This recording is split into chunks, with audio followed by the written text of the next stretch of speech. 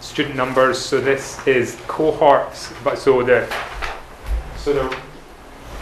I don't know if everybody can read this, but basically, the diagonal is the same class. So in 2008, there were kindergarten, grade 1, grade 2, grade 3, grade 4, right through to they're in grade 7 this year.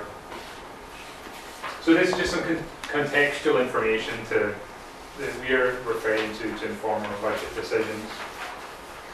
So you can see, so for example, one of the reasons in the middle school they're anxious about the grade 4 numbers coming up, but grade 4 we tend to have dropped some students. Last few years we have dropped a few students from grade 4 to grade 5. Oh, sorry, go ahead, Ms. Wayside. I'd like somebody to be able to answer the question that I've asked for years. If you have a grade that starts out at 250 kids and you graduate 150, how is that a 3% dropout rate, or whatever it is? Because they go to many different places. Yeah. So students, as they get older, have other opportunities to apply to different places to go to high school, whereas when they're younger, there aren't as many opportunities. So there's not technical, they have the technical school, they have private schools, they have charter schools, there are just other options. Upper Cape.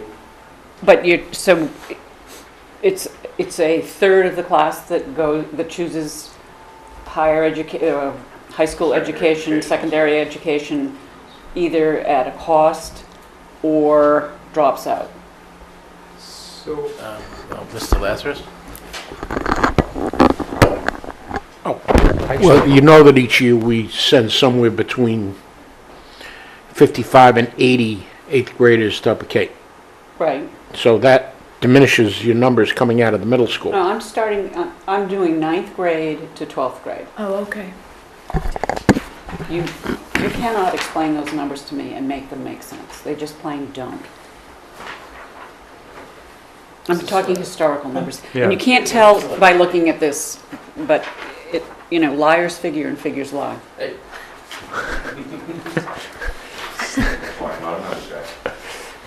So this is based on the October report we do to the state of all our students.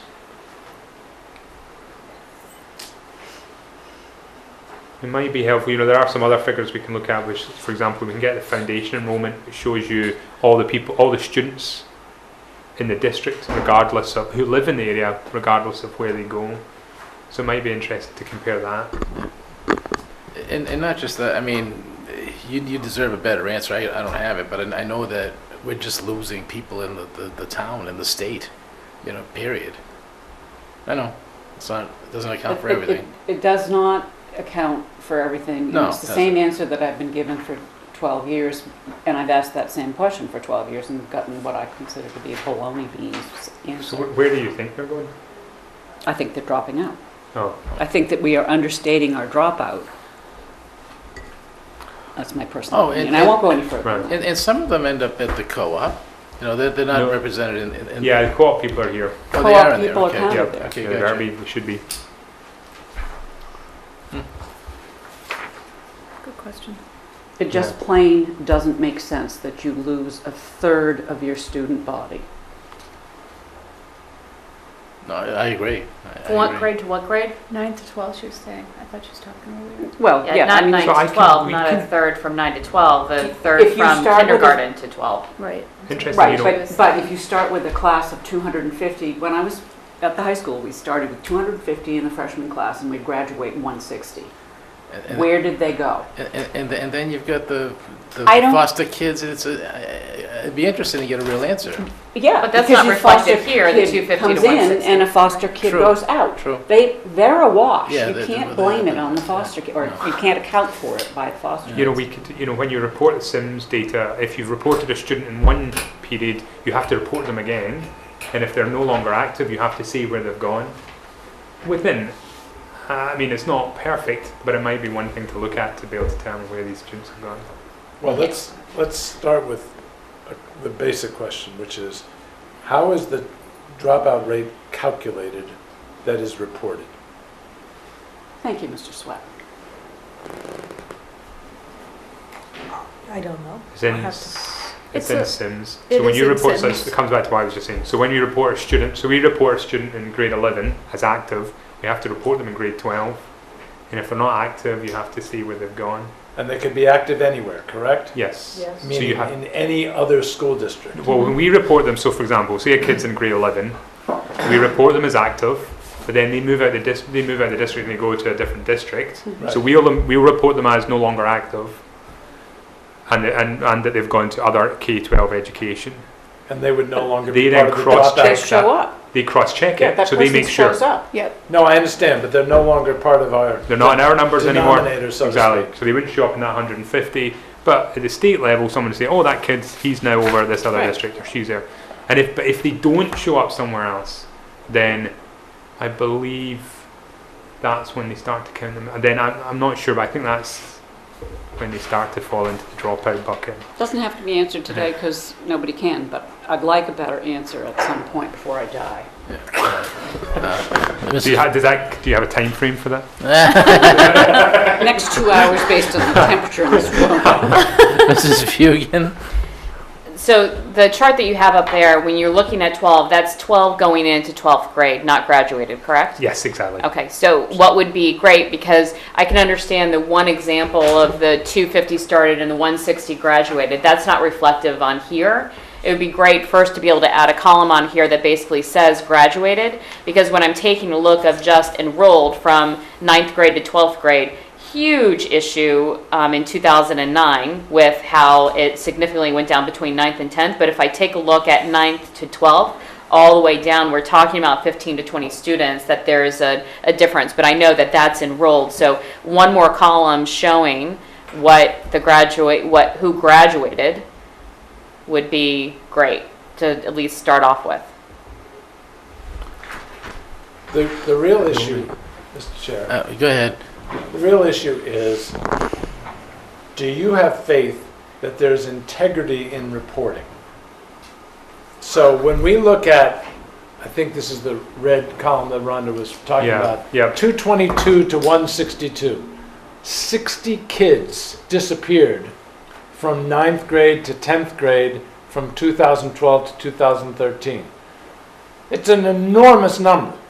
But if there is an integrity to the process, then it is possible to say every kid was accounted for and some of them dropped out. Yeah.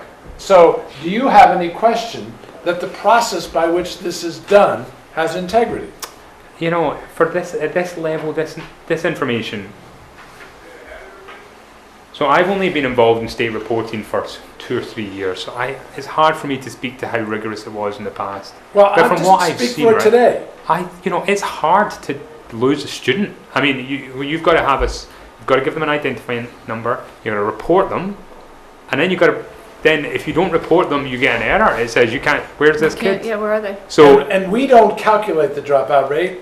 The state does, correct? yeah, So if we're reporting with integrity yep, and the numbers come back and they appear to be too low to Judy, it may be that intuitively think that can't be so, but in fact, sometimes it is so. yeah. I mean, I have the foggiest idea where 60 kids would go from 9th to 10th grade, but I'm hearing that the process does have integrity because it's hard to lose a kid. yeah. Whether or not I'm sympathetic, Judy, but I think, I mean, we can look into, I mean, so as I guess in terms of integrity, do I think there were 236 kids that year and there's now 150? I do. Do I know where they all went? And I guess that's your point. I guess you're not saying that the numbers haven't fallen that much. You just don't buy where they've all But gone. I don't buy the way that it's done, because if you do the simple math, just make it simple. 250 kids end up at 150 kids. We're not living in Afghanistan. They went someplace. But where do you see that here, that 250 went to I'm just- 150? I'm just going back a few years to what actually was happening in the high school. 250 would come in as freshmen, and we would graduate 150, 160. But I'm just seeing that, I'm not seeing that reflected I know, here. but I understand that, but you're nodding because you agree with me, Mr. Lyons. agree. Okay. Then why So- isn't that statement reflected in this That's document what here? I want to As a matter of know. fact, if you look at the class of 2013, you had 183 go into the 12th grade, but we graduated about 130. maybe. So, That's the reason why the graduation column would be important. right, but you see, that's what I keep coming back to. It's wonderful. I don't care who makes the figures up.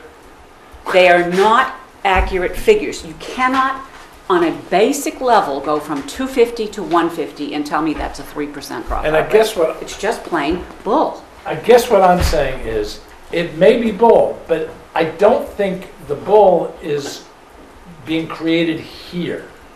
No, but Why? we need to tell the truth. We as in the state, No, we as the members of this community need to tell the truth. but here's the problem with us, quote, being held accountable for telling the truth.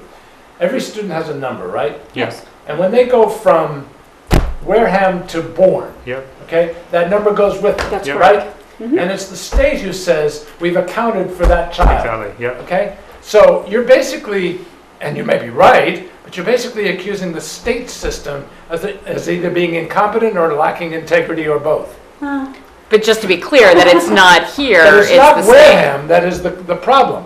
But what I'm asking is that for Wareham to reflect accurate numbers.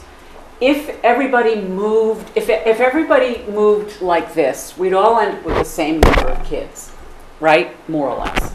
So the average number of children graduating from one grade, from 9th grade to 12th, is not, or the dropout rate isn't, whatever the number is, it's like 33%. The straight math is that.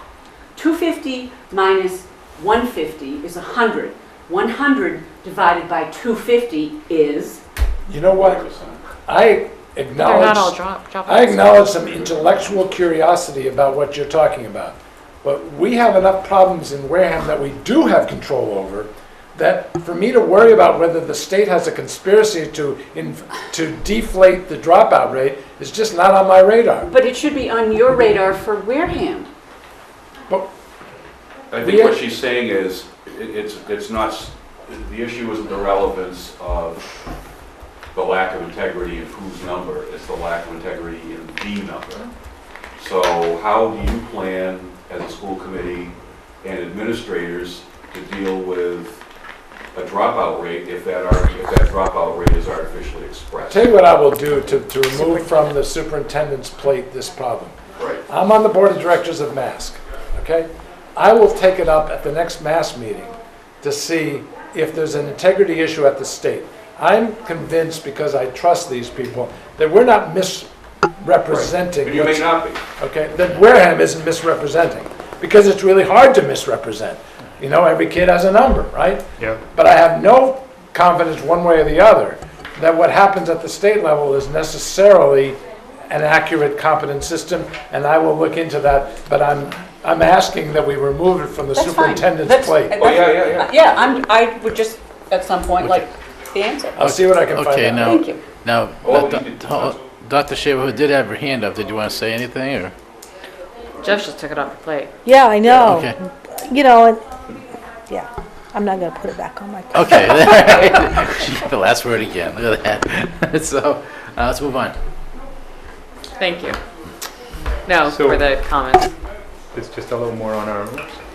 So this is just Intuitively troubling. some a little bit more information on our enrollment. So this is a historical enrollment up until 2014, and then going forward, which shows that it will continue to dip but level off. I mean, the reliability of these figures, you know, as you go further forward, they become less reliable. But it's a bit of an indicator of where we're going and how we need to develop in terms of thinking about a 5-year plan and what numbers we take into account. And just in the immediate term, so this is a kindergarten enrollment and the corresponding birth rate From whose records? from, well, we employ, there's a company that provides this information. Birth rate based in on- the town in of Wareham. Wareham? Yep.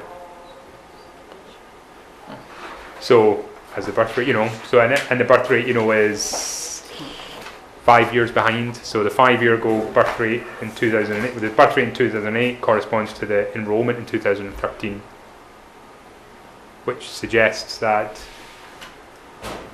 2015 shouldn't show a big increase, but then there might be an increase around 2017. All right. So staffing numbers. So I know we talked about this a little already, and these are the figures that get reported to the state. So in terms of being able to see historical comparisons, I find this the most helpful because I know there's been some rigor and some restrictions on how the data is provided to the state, because like with students you have to provide the information in a certain way and show where and each staff member has an ID and so on. It doesn't, as I mentioned before, it doesn't include all of our staff, so it's not comprehensive, but it is consistent, and so that just shows you the so just from 2014 to 16, this shows just on this group of staff there was a reduction in 15 FTE. And actually 2 of the FTE in here are included are long-term subs that we've had to bring in for staff on long-term leave. So so those are positions effectively added. Ms. Whiteside? I'm sorry. okay. You said that doesn't count all your staff. Yes, Well, what kind of staff isn't counted? custodians, cafeteria, bus drivers. And what is the total Foods and number of drinks. those? Uh, I think not, It's- you can't answer it today, but I think that you need to be transparent. You can't, I know it comes in a different place on the budget, but there are 273 people supporting the school function. I don't care whether they mop floors or teach English. I want to know that they are employed on that curve of the ball. yeah. So that's this. So, so that's why I was saying, Judy, at the start when I was saying to look historically. Unfortunately, we don't have historical numbers going back 6, 7, 8 years on these groups of staff. But I still think it's important to look at the historical trend. Therefore, all we have to look at is our state reported data. So I appreciate that it's not the best source, but it's the only source we have to look historically. So this staffing numbers that you're showing us right now is Yep. as of what date? Today. Today. Mr. Lazarus? Mike, can Yep. you go back to this chart for a minute? Yep. Are you, Can you check the microphone, Mr. Lazarus? I'm sorry? Are you projecting cutting 15 FTE positions for next year? No, that's FY15. This is for this year? Yeah. This is What this we year. currently have. Okay, That's thank the you. basis. So we're planning with the budget we presented to add a specialist at DCUS, a teacher at DCUS, turn the technology person at the high school full time. Those are the staffing changes we have planned for the level service budget. Thank you. Mrs. Whiteside? Follow up on Mr. Lazarus's question. The sky is falling, the sky is falling. We had to lay off 28 people. Tell me where that happened, So there's because your numbers do not indicate that. well, these are FTEs, so there's always a distinction between FTEs and Mike? positions. Yeah, because we laid off 28 positions, Yeah, 26. 26 positions. I thought it was in the 30s, low 30s. We Am I missing something? at least over 30 people left, but some of those True, positions true, were gotcha, replaced or gotcha. filled. All right. So these are Okay, so positions- you lost 12 cafeteria workers who were part-time. Let's go back a year, when there was, 32 people, the sky is falling, the sky is falling. I'm sorry, I don't recognize that number 32. Whatever. It's Well, was it does make a 28. difference. Well, No, because the number is fungible, and Fungible. sometimes we, at the last town meeting, we got told, well, there are going to be 28 layoffs. I think the number was 28. I can't find 28, whether they're full-time or not. If you go back a year, the sky is falling, the sky is falling. If we don't get enough money, we're going to lay off X number of people.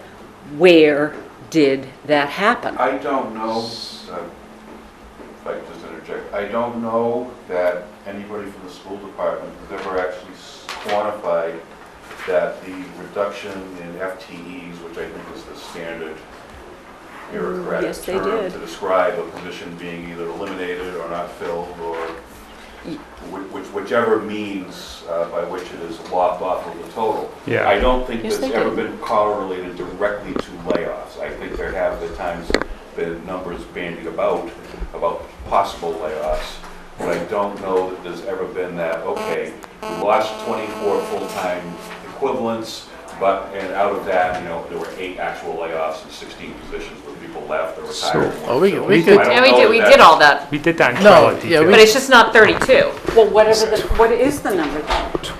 So at the time, 26 positions we cut. Of those, When? Between what year? 2014 and 15.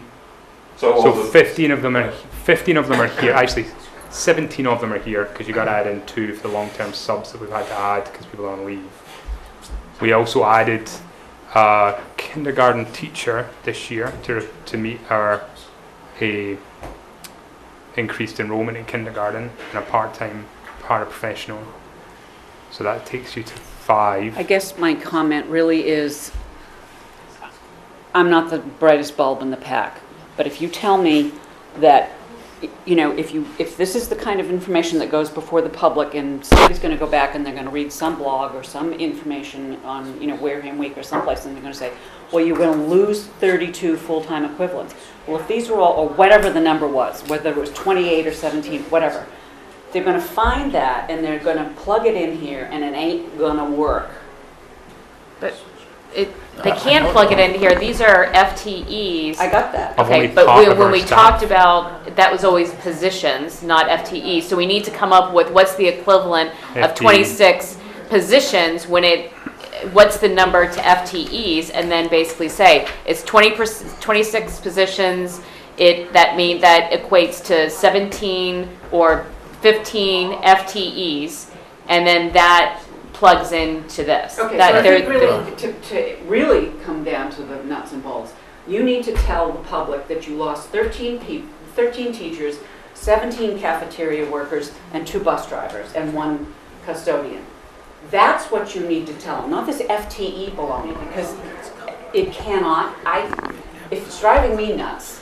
You know, Go ahead. Dr. Chair had her hand up, but I mean, I've asked the questions. I mean, after when all the dust settles, I'm talking about after we've done the layoffs and the new school year begins. I ask, separately, all right, how many did we really lose? How many did we recall? And I know she has that information. I don't want to quote it because I'll probably misquote it, but I know she has it, and it does move a bit. But I would like to address your point on how the public could digest it best. It would be great to just have the 2013 organizational chart with numbers and a 2014 organizational chart and what changed. That would be so great. All you have to have is. Just show me the numbers that changed, Exactly. and that would be so helpful. It's this number for 2013. It's this document for 2014 Yeah. and 2013. I would That's love, what this and is. I would love to have had the document for 2013 and 14. But we don't, You don't have the what? I don't have that document for 2013. This is just being done now, is what you're telling us. No. So you'll be able to do this In 2 between years' this time. and next year. Yeah. No, we've got all the personnel records We do have, in positions. I mean, right? No. It would be a nightmare. there's also, No way. that, Can't do it out of town reports, I mean. And that's why I asked Yeah, for I mean, organizational and I think charts. That's why. No. the other problem is, So this started with you then, yeah. and you. So, okay, so we don't have the historical snapshot that we would like to have. It So is what it is. So the closest thing I do Yeah. have to historical thing is that. which is why I used it. Okay. Dr. Shiverhood. I also think, and Mike, correct me if I'm wrong, because I thought I heard this, when you look at the staffing numbers, and when we look at 2015, we're at 211, correct? Hey, Point no, whatever. that's just instructional staff. That's right, So you that's need to- right. It's actually, so it's actually 2, 1, 2, 3, Oh, 4. I get it. So what we Five, also like didn't 4 more. show on here are when we reduced last year, we had reductions that took place that's not listed, the categories aren't listed in here. Yeah. Yeah. That's all. But I mean, I think to Judy's point, we can definitely, and we, clearly You we have. should again show this much more clearly so that people can understand. Because You have a slide. I can't do going back 10 years, I but I know, can sorry. do going back to last year and show what's changed. Yeah, and that would be great. Okay. No smoke. But Or Mr. mirrors. Mr. Sweat. First, a general comment. I can understand the frustration and the perception issues that are being addressed. But if a school committee / superintendent fights for funding for their schools, which everybody in the Commonwealth, with the exception of the top 20% statistically, is doing, and then once they've gotten that number that they've fought for, which is insufficient for 80% of the school districts, then they prioritize within that budget. And that sometimes means they don't make a layoff or they do whatever is necessary, but they live within that budget. I am not about to micromanage my management team and by saying, where are all those layoffs? But a few facts. The peak in terms of staffing was in 2011, based on the chart that we're looking at. I just did a quick calculation. For instructional staff, there was a 15% reduction from 11 to 15. Just by happenstance, there was a 15% reduction in students. Okay? So we have basically lowered our staff to reflect the lowered number of students.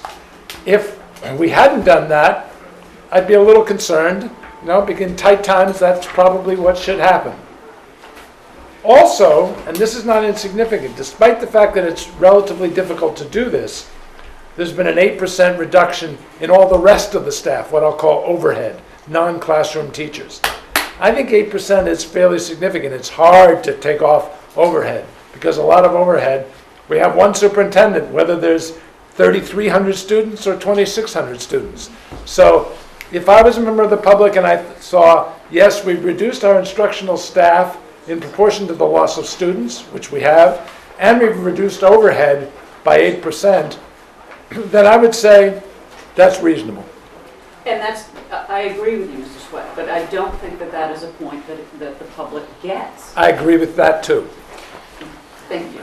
And so Go ahead, but I would just say that, though, if we bring the conversation down into a subjective discussion, meaning that let's talk about exactly the positions that you laid off, then you actually get into this no-win debate over the choices that our administration has actually made, instead of going back to that proportionate reduction based on, one, the budget that we had to live with, and two, the priorities that were set. but I don't think it's a no-win debate. I think it's just, what did you say you needed to do? Did you do it? Yeah. That's all the public wants to know. And they don't believe us. No matter what we tell them, if we just show them what really happened, end of story. I mean, if you don't like it, I'm And sorry. if it's not apples to apples, meaning, and I don't know if this is true, so basically what was said in the very beginning, just like the town did, just like we all did, we said, these are the cuts that we're going to make.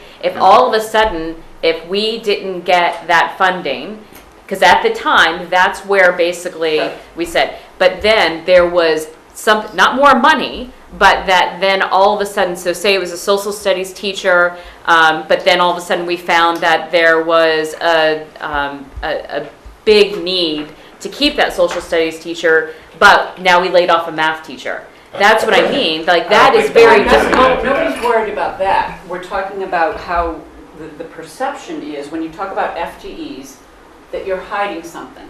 We went from 40 teachers to 20 teachers. Wow. Show us the 20 that are gone.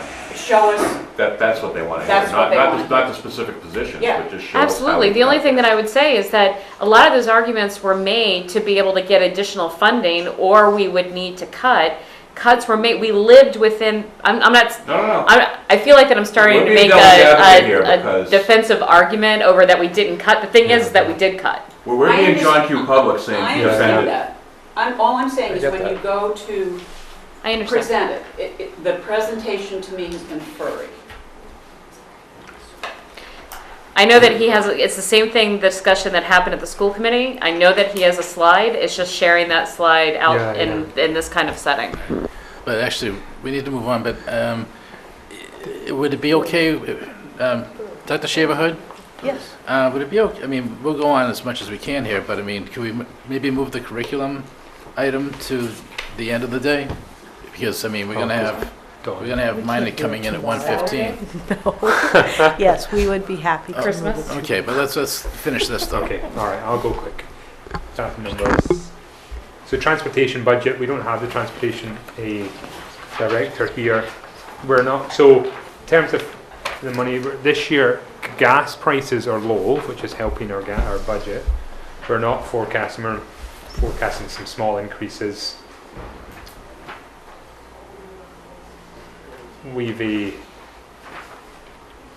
so I don't there's nothing major in that. The only thing there's a couple of things that's worth mentioning about transportation. The first is we recently bought 5 used school buses to replace 5 that were at or near the end of their working life.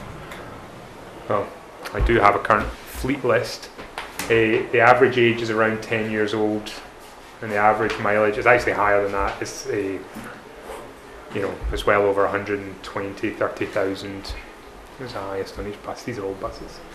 So our plan is to work with the town to use income from the McKinney-Vento grant, which is for transport homeless students, and income from third-party use of the buses like the YMCA or other bodies, and that goes towards that helps with the maintenance of our buses and goes into the revolving account.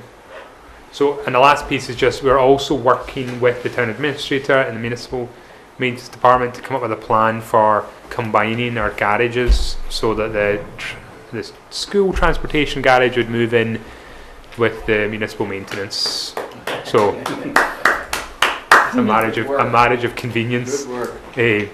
So that's under. I've met with the town administrator and Dave Menard, the director of municipal maintenance. I met last week, so we're working on that. And do you sell the building? Do you sell the maintenance garage? No. So I think the town has plans for it actually already. Yes, we do. Oh, yeah. All right, Mr. Sweat. No, go ahead. No, you were first. He deferred to you. Transportation, we show a total of 570,000. Yep. You and I both know that's less than half of the actual transportation budget. Yeah, the revolver's not there. No, it's not just the revolver. The normal transportation budget is about 1.4 million. Yeah.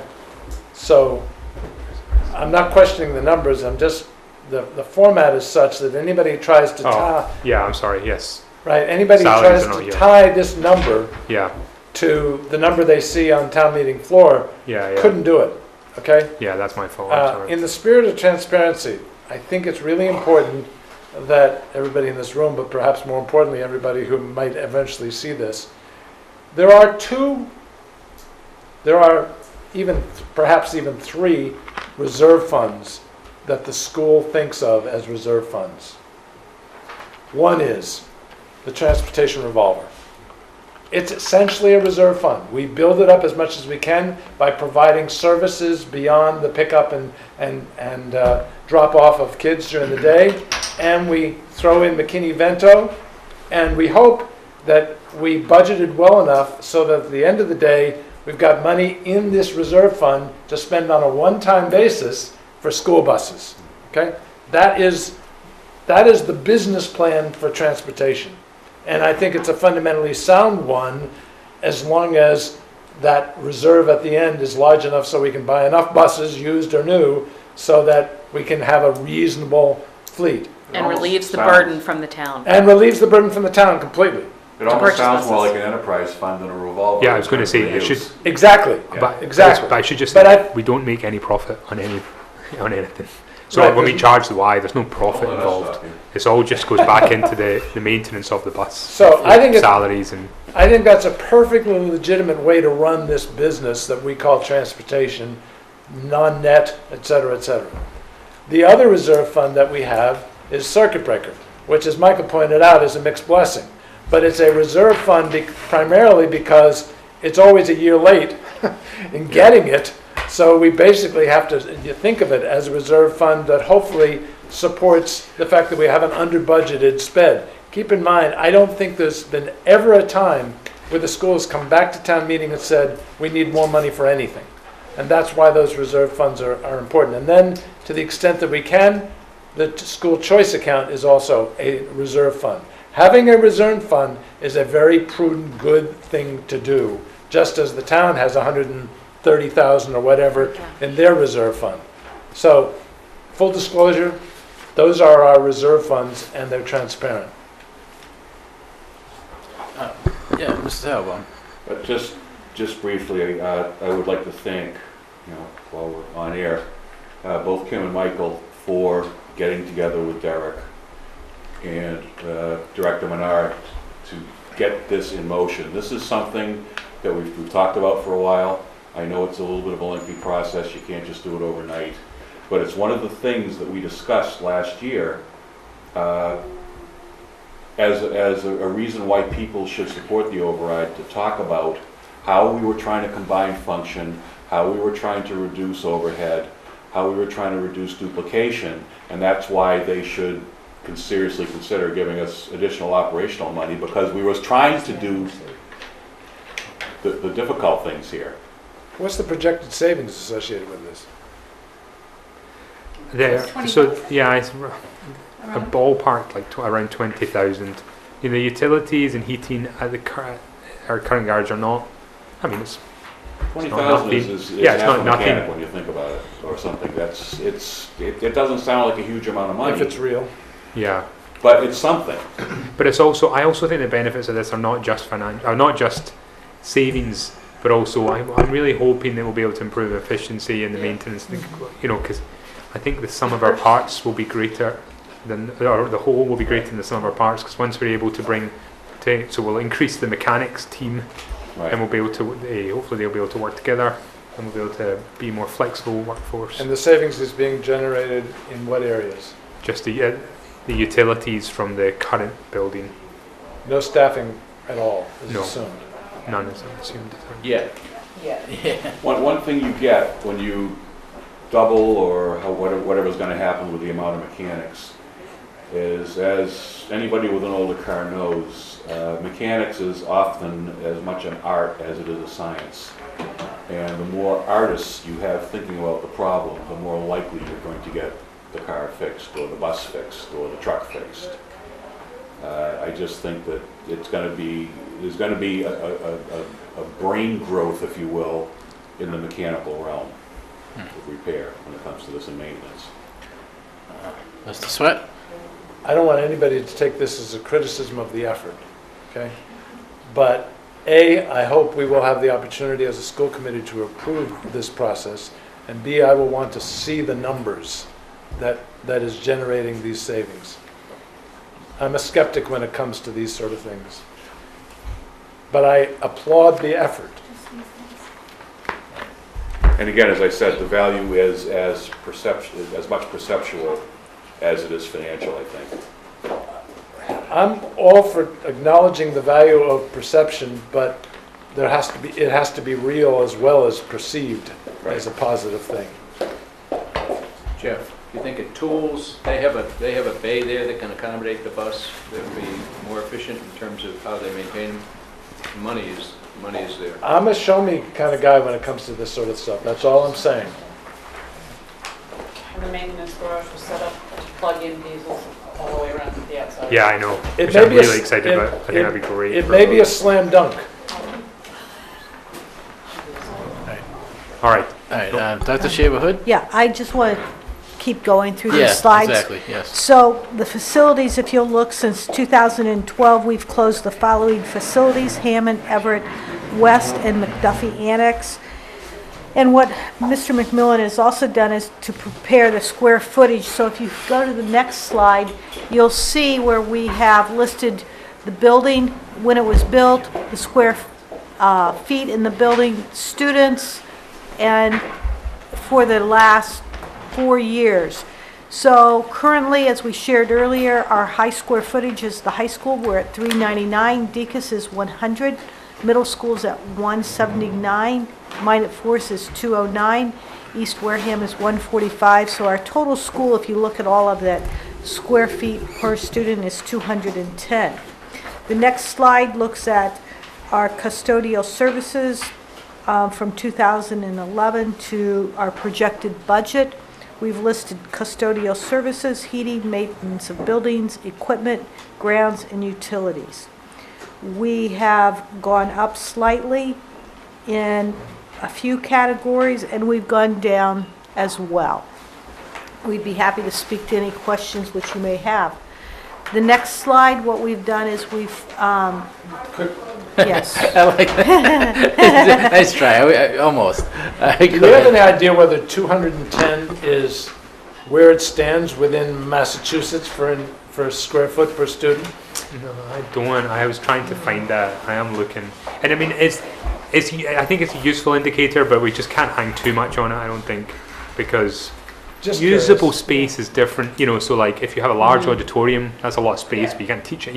I get that. So, but it's just a barometer as a the broad brush. But I mean, if the average was 400 and we're 200, or yeah, vice I don't versa. know. Yeah, I don't know. I have looked. I'll keep looking. I'm Okay. not sure it is. Thank you. The next is capital priorities. What we've done is we've taken what the principals have generated and we have ranked them according to what our priorities would be.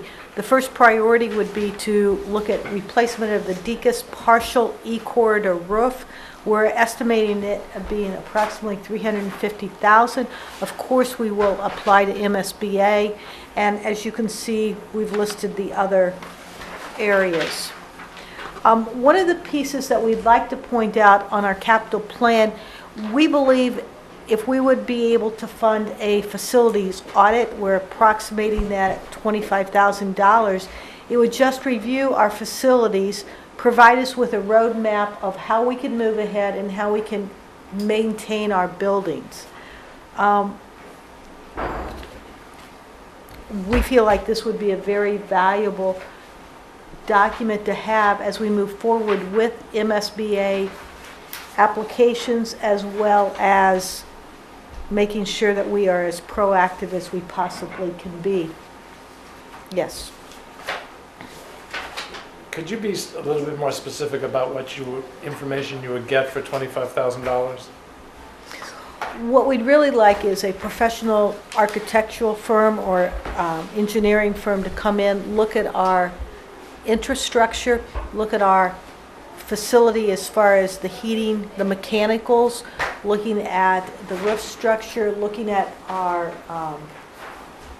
the envelope of the building, and letting us know where are we at as far as maintenance, what do we need to prioritize, and how do we maintain the facilities. For instance, when we look at the outside structure, and some of our buildings are brick, others block, have we maintained the tuck point, is it called, the concrete? Have we sealed it, et cetera, because if we haven't over a period of time, that's very expensive to maintain. It also breaks it down. Part of what we found at the high school is when they replaced the roof and part of the drainage, because of the drainage of the faulty roof, we now have some wall problems on some back walls where the concrete has worn away, that's not covered under MSBA. And for us to have it done, what was the cost, Michael? About For the, sorry, for the, tuck point? in the high school, it Yeah. was, It's expensive. yeah, sorry, I think it was between 30 and 40,000 Yeah. possibly. So if we don't have that kind of a roadmap to make sure that we have maintained our buildings, over a Yeah. period of time, we're going to be looking from 30 to 40,000 to 100 Yeah. to 200,000. Same thing with our mechanicals. We have some boilers and HVAC systems. We have not been able to come in and have our thermostats calibrated. And because of that, we have some very irregular heat in the building. We just need a document to say, this is where we're at, this is what we need to do, and this is how we maintain our buildings. Thank you. Mrs. Vugan? When looking at the capital priorities, I know one of the things that was presented earlier when it came to the high school was a multi-year plan and doing things piecemeal. When I see priority 3, I can see priority 1 and priority 2, that those are things that it's replacing of the whole system. But when you take a look at priority 3, which is replacing the asbestos tiles, is that something that could actually be done, I know it's priority 3, so hopefully it's going to get done sooner than later, Yeah. but is there a way that you could start So, replacing a yeah. classroom at a time? And you can, and we have started to do that. So we did replace some tiles at mine, but it just causes a lot of disruption because obviously you have to seal off parts of the building while you do anything relating to asbestos. You got to move, so there's a lot of disruption to the school. You have to do it during vacation. So if it is possible to do it all at once, it will minimise the impact on the school. Can you tell me what the average time it takes for a classroom to be completely done? Is it a week? was Is it? it 2 weeks? 3 days or something? I'm trying to remember how long it It took. took 2 days in order to tile the 4 classrooms. It took about another 4 days before they could do everything. But you also have to apply to the state for the permit, and that's a 10-day wait on top of everything else. So But it of takes, course like- the question going into winter break was Yes, any of that work done, and will a class be replaced over the winter Yeah, break? exactly. No. There wasn't a 10-day period to submit to the state before that. So we have an opportunity to do that for the February break. We have an opportunity to do that for the April vacation if we do have the If money in the there's budget yeah, to do that's it. the Yes, only- of yeah, course. that's the only problem. I was like, well, Yeah. Yeah. Sure, Rhonda, Yeah, we yeah, can good, do yeah. that, but you have $12,000 Yes, for me? Asbestos is not nearly the risk that everybody has built it up to be. And I understand that.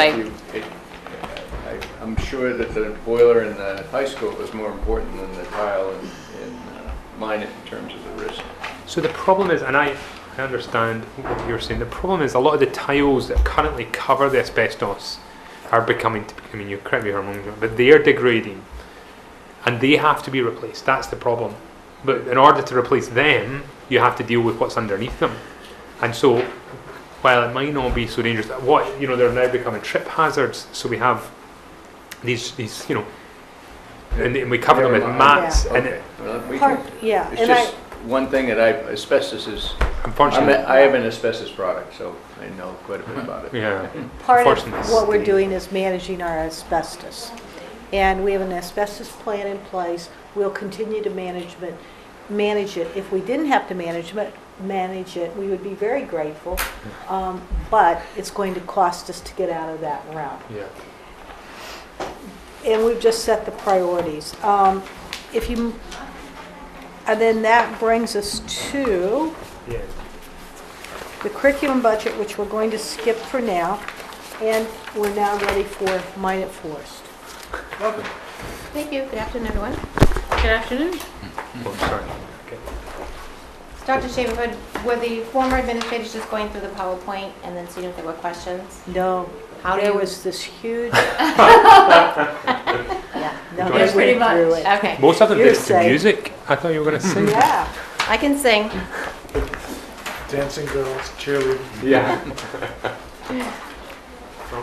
All right, so, I'm going to get your slides. great. Thank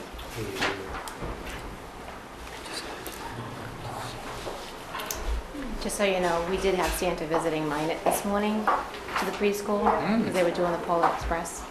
Nice. Oh, was Jamie there to take pictures? We have 2 showings, so she may be there for the afternoon. Great. That's awesome. So welcome. In case anyone does not know me, I'm Joan Siemens at Minot Forest. So what I've started with is giving you a current profile of students in my building. I have 3 substantially separate special education programs.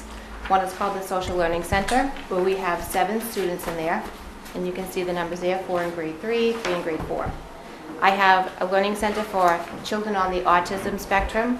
And then I have what we call our upper learning center, which is students who have developmental delays. So we have a total of those students there.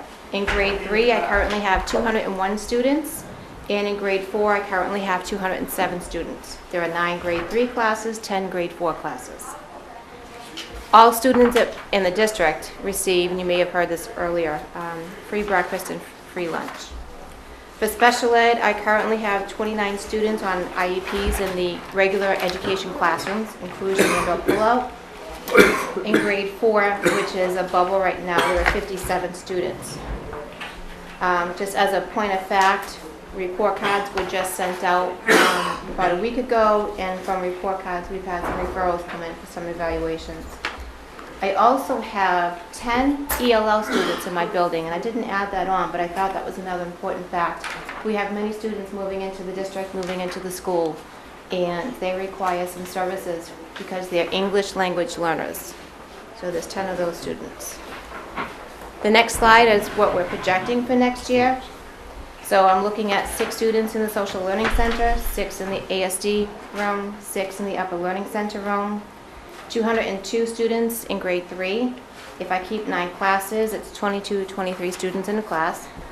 For grade 4, there'll be about 201 students. If I keep the current 10 classes, it's 21 in a class. If I need to look at 9 classes for some reason, it's 22, 23 in a class. And just projections for now, and these are subject to change throughout the year. Grade 3 will be looking at about 49 students because they're coming from grade 2 from DECUS. And grade 4 next year, we have about 40. That includes my substantially separate children, 32 students otherwise. So when we look at the next slide for minimum school improvement priorities, goal 1 being literacy. I want to examine some supplemental computer programs. So in addition to what the core instruction is being given in the classroom, we also have our intervention time. We're doing walk to read, so students go to other classes for intervention. We want to look at things, and this may come from Dr. Schwann's presentation as well, Lexia, things like that. I also would like to add interventionists to assist with at-risk students. This is something I've previously had, and I would like to institute that and put that back in, but that would require new positions. Goal 2, we are looking at a new math program. We're exploring that. Again, you may hear about that later from Dr. Schwann. And looking at supplemental computer programs as well, so the students can go on the computer and use various programs. We're piloting 2 right now that we'll be looking to see if we'll be purchasing for next year. Technology, I'd like to be able to purchase additional devices for students to use in the classroom. And whether it be Chromebooks, iPad, Nooks, that's something we can determine later. Goal 4, safe and secure school. I would like to enclose the office space at Minot Forest for safety reasons, for security reasons because our files are right there in the open, and also for confidentiality because when the secretaries are on the phone, people walk by and you can hear everything that they're saying. So we've had some quotes in the past where they can enclose it, and the type of glass they would put in is safety glass. So that would help to keep that office enclosed. Right now it's wide open. The data supporting our curriculum priorities, we have our MCAS results that we had reviewed in the fall. We have our first round of the fall FAST assessments. We're going to be doing the second round when we come back from break. Our results show there's an urgency to improve our student achievement in literacy and math.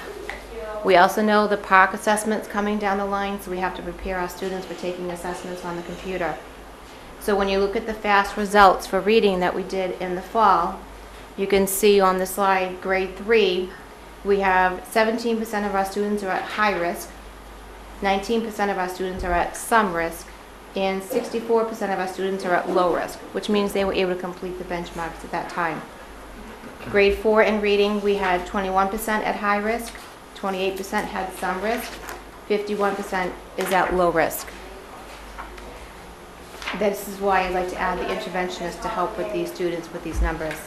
For math, we had 32% of students at high risk, 18 were some, 50% were at low risk. And in grade 4 for math, we had 28% of students at high risk, 36 at some risk, 36 at low risk. That's all students, including special education. Mr. Sweat? As a general rule, is it reasonable to assume that the longer you have a student, the lower their risk should be? If you give proper interventions, that risk should be lowering.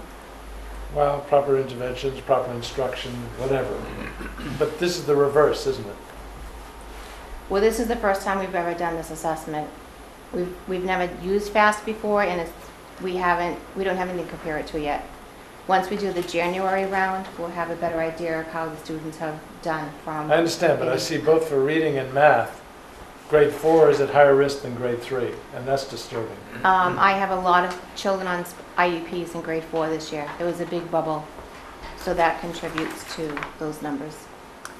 And Jeff, the only thing that I would say is you don't have fast data for when they were in first grade.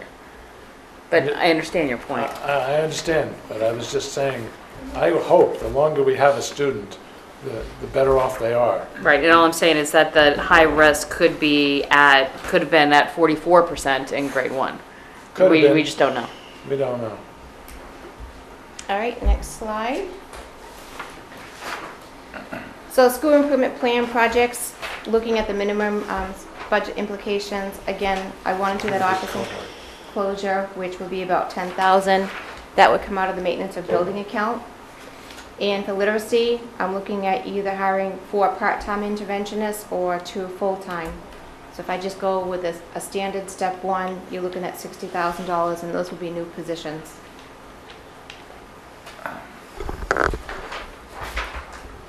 The next slide shows you my current staffing.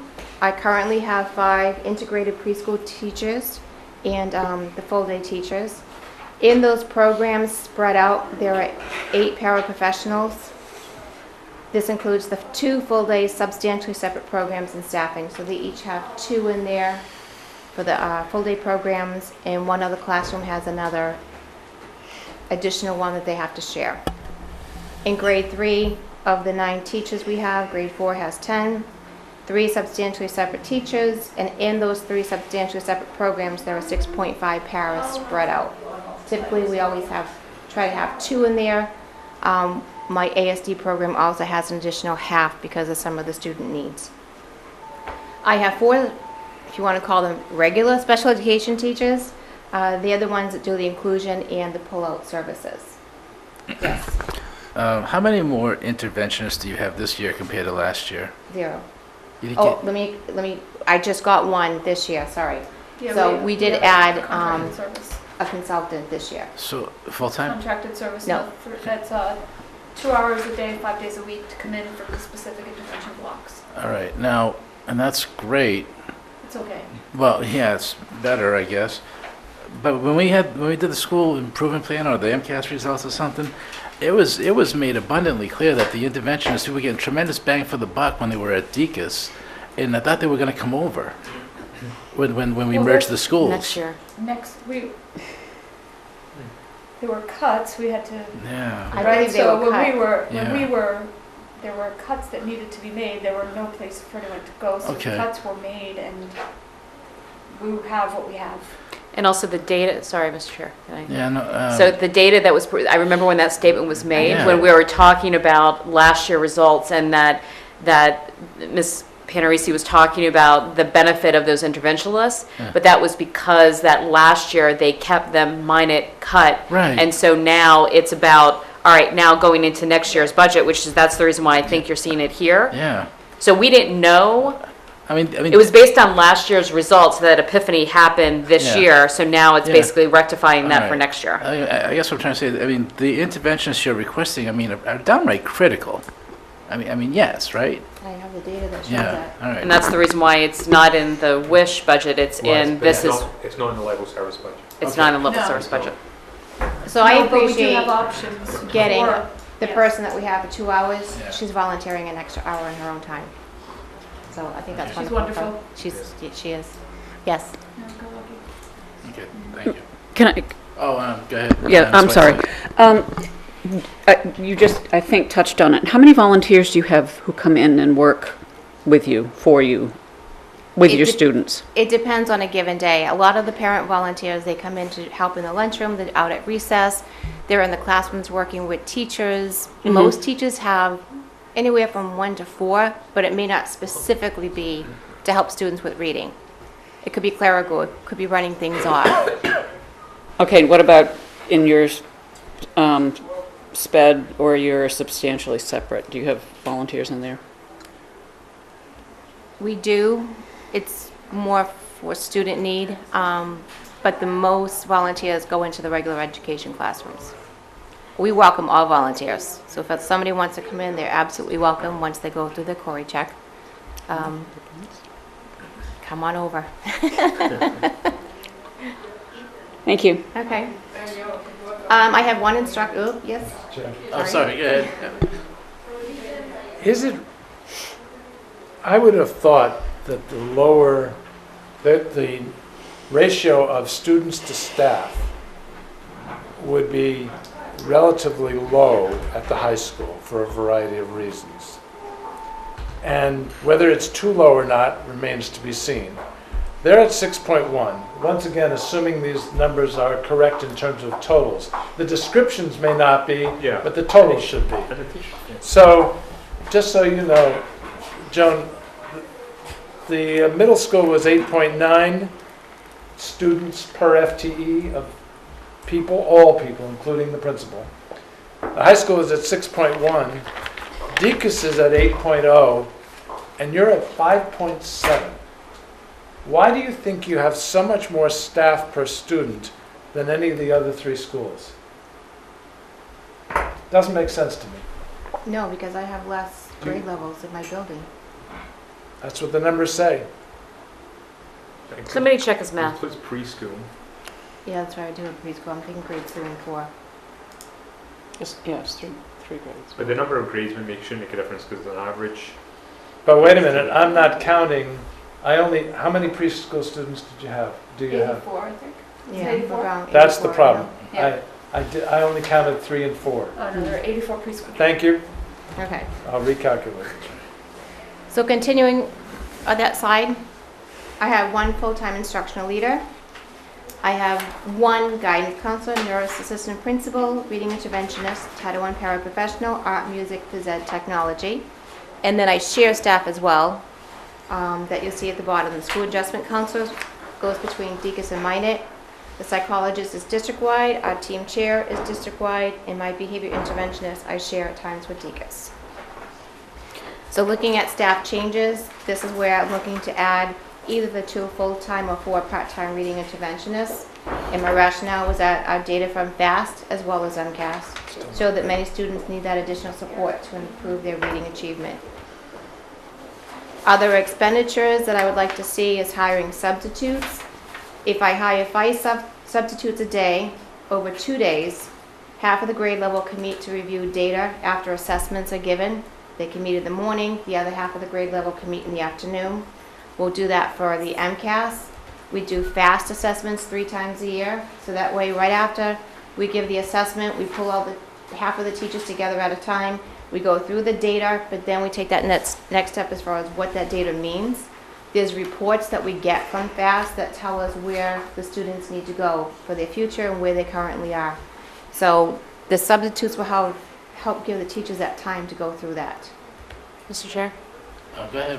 So the question that I have here is that when taking a look at what teachers are contractually required to be at school, I can understand that, and any suggestion of staying longer or, that it's very, very difficult, and I understand that. But taking a look at the school day, every single day on a weekly basis, do you see any opportunity around the scheduling that's there now to be able to have that as part of the regular contractual, just because we continue to have concerns over the substitute budget.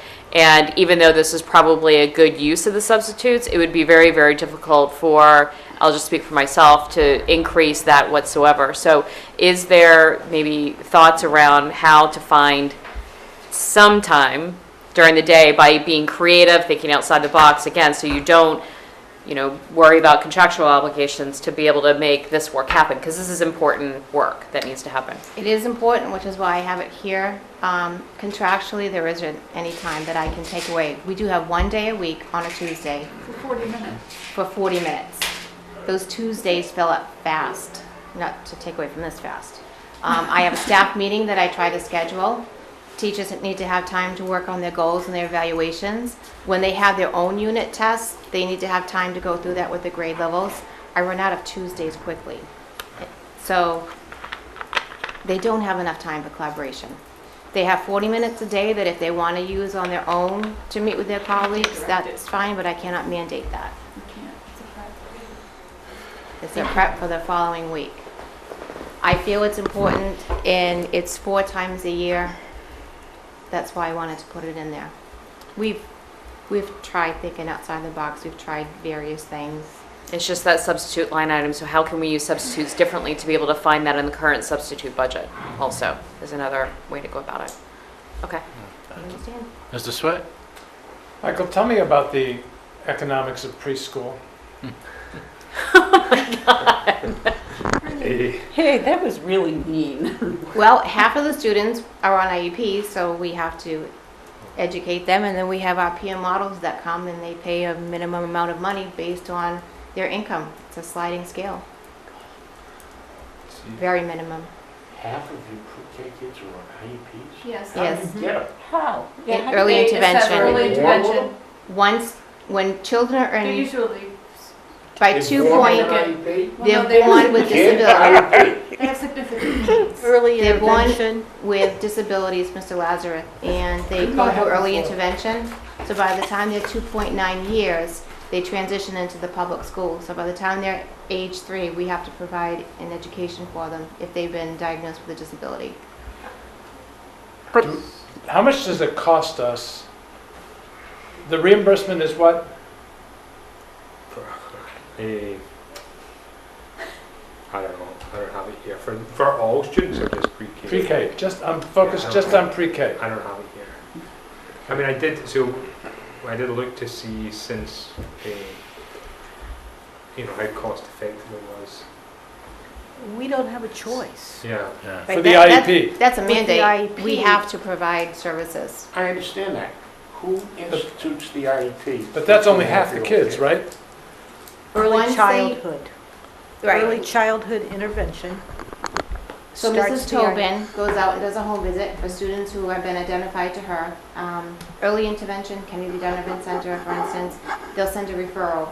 So then we test the students. So our preschool teachers, the students are brought into the school and we do an assessment of all areas, whether it's OT, PT, speech, all of that. And there's a criteria for preschoolers to see if they meet, the eligibility. I still want to hear Michael's. Are they counted for Chapter 70 purposes? Yeah. They are. What do you mean? Yes. Yeah. Fully. Oh, yeah. Fully. Yes. Okay. Lovely. What are the ratios that you tend to have in terms of teacher to student ratios for pre-K? So in the integrated classrooms, you can only have 7 students on an IEP, and you can have 8 peer models. You cannot exceed 15 in an integrated classroom. So that just answers my question about the new number is 6.8, but it's still relatively low, but that answers the question about why it's But- relatively low. In the full day programs, you can have up to 9 students. There are no peer models in the 2 full day programs, so you can have up to 9 students in a substantially separate program. So did Judy. Actually, I had a question first. Now, you mentioned we get reimbursements for Chapter 70, But you're mentioning half day, full day. I mean, if they're a half day student, we only get half the reimbursement? Yep. And is that the case most of the time with these students? It depends on the disability. The full-day programs are if they're on the autism spectrum or if they have severe developmental delays. Okay, okay. Ms. Whiteside?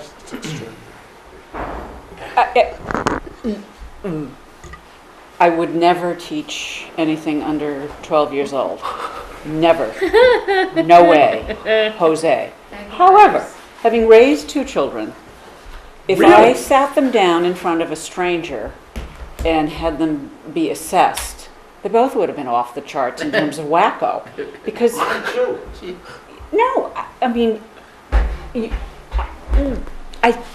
will allow the parent to be in the room if the okay, and I'm a 3-year-old. helicopter mom. It's just, it doesn't make sense to me to, Our teachers do a wonderful job of keeping moms away. Well, and parents don't want, are not excited about acknowledging that their child has issues. That's not a happy message. I mean, if they need help and, a child of 2 years and 9 months ought to have issues. oh, no, I don't mean that. I mean significant. I mean, we're talking about Babies. babies. Yeah. Kids who I know. really, who are, And we have children with physical disabilities, we Yeah. have speech, Handicaps. severe speech disabilities. These are the students, and you have to intervene early. Sorry. One of the things that we are looking at is what we charge peer models, because it is very low. We began this conversation last year, and we're going to be bringing this to the committee during our budget season about what the revenue is that we receive for peer models. What's a peer model? A normal Yes. child? Well, a child Without disability. without disabilities. There is no child without disabilities. It's A just child that's not on an IEP. Right. Correct. Or 504. So, Michael, Correct. Well, that's not bad. I would like an answer to my question in the manner that you so often do, which is beautifully done, but it doesn't have to be today. Okay. Excellent. The economics of pre-K. Yeah. I'm just curious as to what your early assessment is of the D to M move, from Deacon's to Minot, to combine. Just so overall the great- yeah. reconfiguration. I love having all the teachers there together. They're able to share. They're sharing best practices. I love having all the students together in grades 3 and 4. So that it's a benefit for the student? Definitely a benefit, because now they're forming friendships now rather than waiting to get to the middle school. And then you have 2 Good work. schools comparing. So, yeah. The other thing is, we have committed you to make sure that every kid, that before they leave the 4th grade, is a reader before they go into the 5th grade, today. so okay, give me those interventionists I need. Yeah, I don't care how you do it, but that's what we committed you to. But kids can be moved up by their parents, right? You can say, we think Johnny should stay back, but I'm a pushy mom, and I'm going to say, I don't care what you think, move him up. We don't skip grades. Now, I'm not saying skip a grade, I'm saying, the kid failed 3rd grade. It's the principal's decision in Wareham to make that decision, not a parent. Although I listen I to what would the hope so. parents say, No, that's not what I've been told. it's policy in Wareham. Principal makes that final determination As it should be. I'm sorry, the final determination of what? of Okay. retention, whether to Of retain a retention. child or not. Yep. Okay. That's, Mr. Here, Lazarus. how long Let me- has that been? Mr. Lazarus has Policy. it. I have a question for Joan. Who do you think should? I think it should be, but I'm telling you that my experience is that ain't so. That parents have the opportunity to? Correct. Just real quick, just to be able to. Go ahead. My That- experience in the high school that- is I know I'm the yes. There are many parents in the you group, okay and I with don't know that? how long it's been going on, but I know that, so I have an 8-year-old, and easy going way. back into the kindergarten, going into 1st grade. So there's that age break off. And so there were several discussions that I had with how to, that just because it's great to be an older kid and, another opportunity to, yeah, it's multiple reasons. I heard nationally that it has to do with then they're better at sports, they can get on varsity. There's a lot of reasons, not the right reasons, why you hold a child back. So I knew early on, and multiple friends that are friends with Jackson also had these same thoughts, but it was told to us very clearly that if there is not a reason, your child will not move forward, and it doesn't matter how hard you push. It was ultimately the principal's decision based on where that child is and their, all I know is that was my experience. That's not with my it. experience in the high school. I would just leave it at that. Okay, Mr. Lazarus? Thank you, sir. Or the middle school. Joan, a moment ago, you said that 50% of these little kids are on IEPs, right? Yeah, 50% of the integrated preschool. Okay, Little less. so I'm taking your current profile, this slide, and if my little calculator is right, you've got 21% of your kids that you list as SPED. Now, I'm assuming if you're listing them as SPED, they're on IEPs? This does not include preschool. I only No, I do know preschool. that. Okay. So how'd you lose 49%, 29% of them? Because not everybody goes to preschool. No, you said that 50% of your preschoolers are on IEPs. Right, some, Are all of these kids that are listed as SPED? It's a different denominator. right, these are grade 3 students. I know that. So. So they've when gone they were back from in 1 to preschool, 2, and some get filtered out somehow? I know it's We do it, like last year, we had 10 students that came off an IEP. Some could be speech only. There's a variety of reasons. Some stay on, some don't. Because by the time they hit grade 2, they have to be reevaluated after 3 years. Different denominator. Oh, I'm sorry. No, I'm just hoping that most of the kids that start off in an IEP when they're in preschool, that the majority of them come off when they are in that second grade reassessment. Right. Yeah, but you're using a different number. Preschool's 84, the typical class is 200. Right, not everybody goes to preschool, Mel. Okay. All right, continue, please. I was done. Oh, That was my last slide. Oh, that's great. Nice job. Thank you. All set? So, Go ahead, Mrs. Bugan. so when you take a look at, one thing that Michael provided for us today is a chart that basically goes by teacher or by Yes. school and where teachers are. So, when you take a look at it, it just, screams out that you are the only school that has a full-time technology teacher or on, and I'm assuming that's because we want to be able to prepare students for Park. The question, is that a fair statement? It's true, and when we looked at staffing last year to this year and budget cuts and seniority lists and all of that, Deacon's and I did not do the study skills position anymore, so I decided to do the technology position, and that was one that teachers were asking for as well. Okay, so the only thing that I would ask when it comes to a technology class is that if we are going to implement Park, and Park begins in third, that should technology learning actually happen in the first and second grades instead of third. I think that, we have a ramp up time before the Park test that's going to happen, 6 months in. That might not be enough time, that really we need to maybe take a look for next year. Well, and it all goes along with, when are we planning to implement the Park test? There's a couple of different plans according to the state.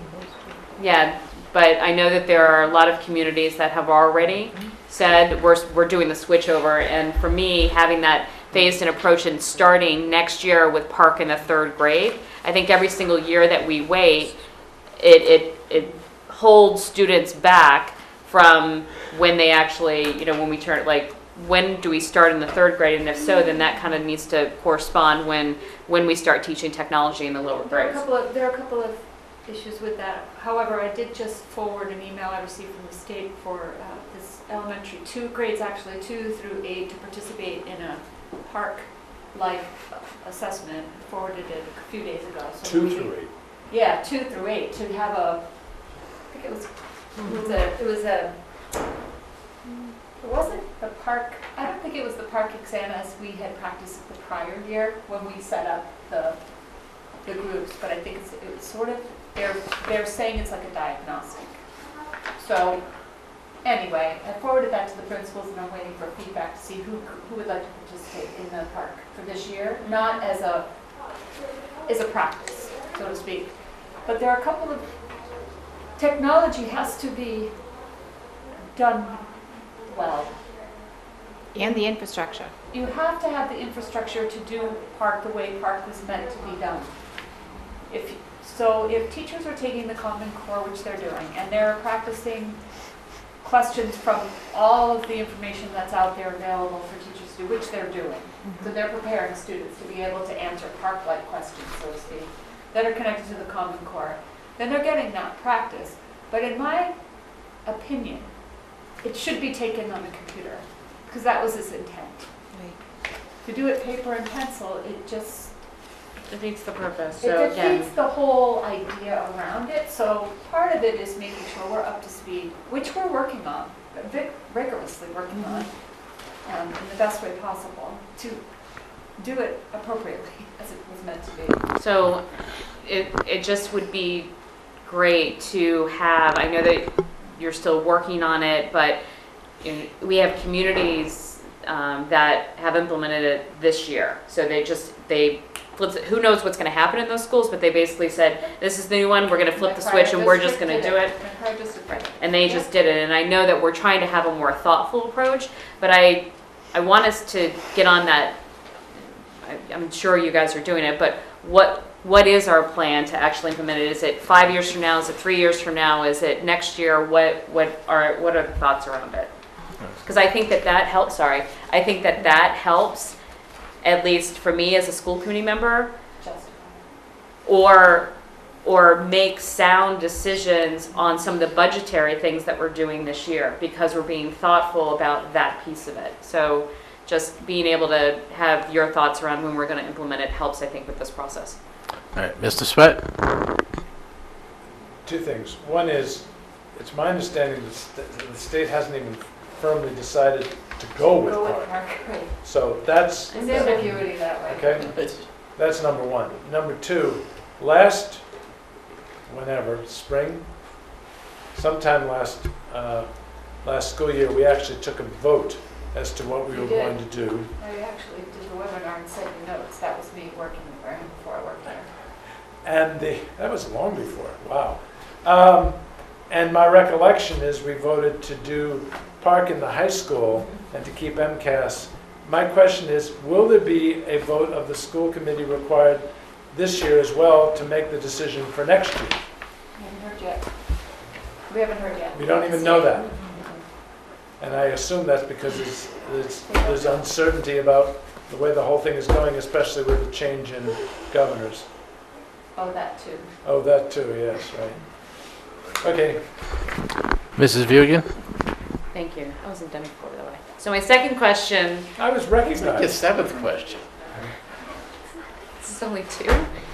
So when Mr. Minkle was here, and he was presenting the needs in his school, some of the pieces that he had up on his slide had to do with interventionalists and additional staff to be able to help with the needs that he's seen in a school. And the statement was made at this table that we need to do our best to make sure that you don't inherit that problem from the elementary level.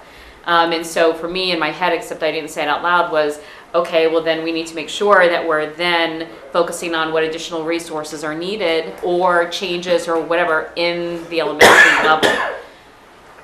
Do you feel that what you have presented here on these slides today are exactly what's needed to prevent students in the elementary level that are moving on to the middle school to basically stop that need in the middle school to have additional interventionalists in the middle school?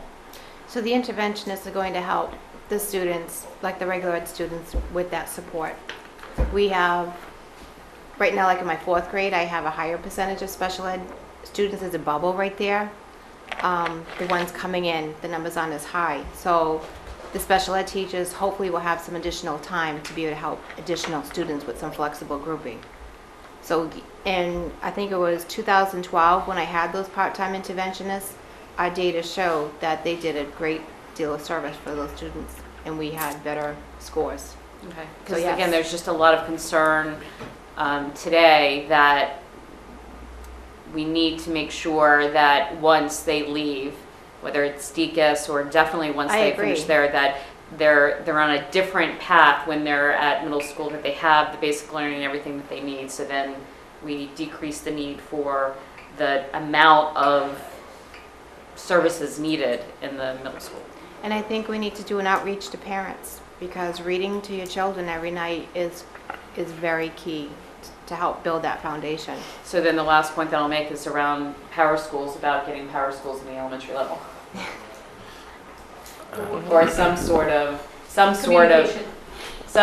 right, opt in. So as a parent, I can go in and I can take the FAST data and I can do all of that and do manipulation and see what learnings and how I can, so. All right. Are you all set? Yeah. Okay. Sure. Yeah. I'm going to say something if that's okay. Deacon's is level 3 currently, right? No. No. Level 2. Level 2. They pulled that a level. Okay. And mine is at level 2, but we slid a bit. We did. You did. A little. Yeah. Yeah. I mean, we need to make sure that. It's my own commentary. I mean, I'm saying this is the beginning of the budget process, and all these, principals, they have their wish lists and they're all legitimate and valid and stuff. But I mean, when push is going to come to shove and we have to decide on cuts or where money's going to get allocated, I mean, this needs to be a priority. We can't let this slide. I mean, even more so than the middle school. I hate to say. We don't want this to slide to level 3.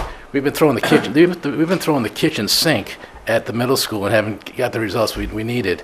We're just kind of slipping here, and I don't want to fall with mine. I agree. Yeah. I think we've provided quite a lot of support this year for And I just hope it shows, and I hope we if it doesn't show that we get it right, and it needs more attention than it's been getting.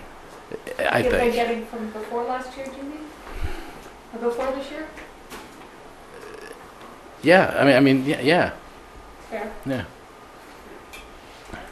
And I appreciate, we're doing Walk to Read this year, and the teachers are trying new things to try to help our students, and I appreciate what they try to do too. And that's just that's where where I'm going to go with this, but let my colleagues know where I'm going with this budget discussion later on, when we have to actually get to the nitty gritty. It's like, mine is a priority for me. Mm-hmm. Right. I'm I sorry. agree. Yeah. No. Oh yeah, Miss Whiteside. I forgot. Does the school system use teachers in training?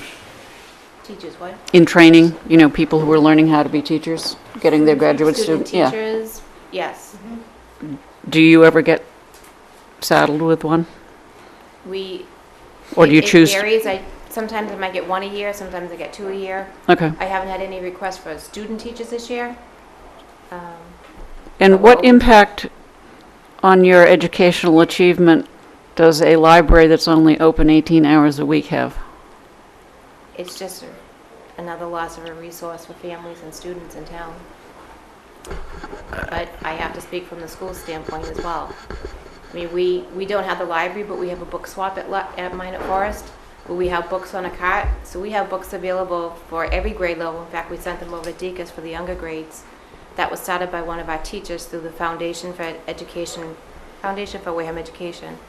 And the children can take books and take them home and keep them and read them. They can bring in their own books. So we're trying many ways to get books in the hands of children. So you would take big donations of kids' books? Absolutely, yeah. I've had that in my newsletter as well.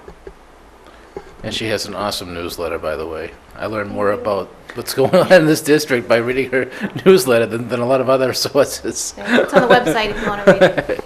Sorry, Mr. Chair. No, it's okay. Go ahead. So at last night's school committee, Dr. Schwab talked about the FAST data and the first assessment that came out, and I mentioned that it opened up a dialogue between myself and my son's teacher when it came. That data was so important. I'm hoping that is a constant communication out to parents regarding that data sheet that they got. How can they maybe find it online themselves in case they threw the paper out? 2, what are the things that they should look for in that document, kind of like a training tool? And 3, what things that they can do at home based on the data that's on there? It is such an incredible tool to help parents learn what they can do at home that then will be reinforced in school and vice versa. It's more than just data for us. It's important that we do whatever possible to help parents understand how that data is going to help them help their child succeed and achieve. So anything that we can do to keep communicating that out to parents at DECUS and at the elementary level, I think would be huge to parents. One more. Do you have a PTA organization, and is it a strong one, or? Yes, we do, and they are very strong. They're amazing. They just combined. Mhm. What they're doing now is called grade level funding. So every fundraiser they have, they take their profit and they divide it evenly amongst the grade levels. So each grade level then will meet and discuss how they want to spend some of the money, and they have to submit a proposal to the PTA for approval. So this year, the PTA bought document cameras and projectors, like that one up there, for grades 3 and 4. I think they bought Nooks for grade 1, some other About devices. $2,000 that they were able to give per grade level there. So anytime, Nicole Mazzoli is the president. She's phenomenal, They are- and they are anytime anybody so wants to meet with awesome. her Yeah. and to give her additional ideas and additional support would be huge. And if I need something, they listen, they try to support it. Good. Yes. Yeah. Polo Thank you. Express tomorrow night for high school, 5:15 doors open, 6 o'clock showing if anyone wants to go.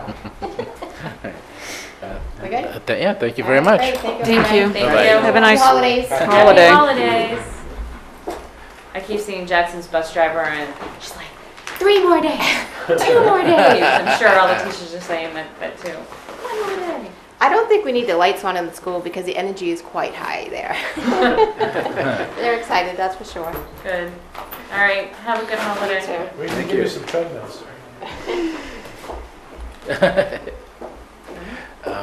Now, I take it Mrs. Noonan isn't here? She's not here yet. I mean, it's on, She's Yeah, on, the 2:15. she's on the, yeah, she's on for 2:15. I know, but there's not enough time to really start the curriculum piece, right? I could buzz right. Oh, okay, If you yeah. want, Yeah, let's do it. Yeah, I'll just go fast. yeah. fast. All right. That means you can't ask me any questions, I'm just kidding. Yeah, I'm no. totally kidding. I'm just, Dr. Schwamm has the floor, and only Dr. Schwamm has the floor. oh, can you imagine that?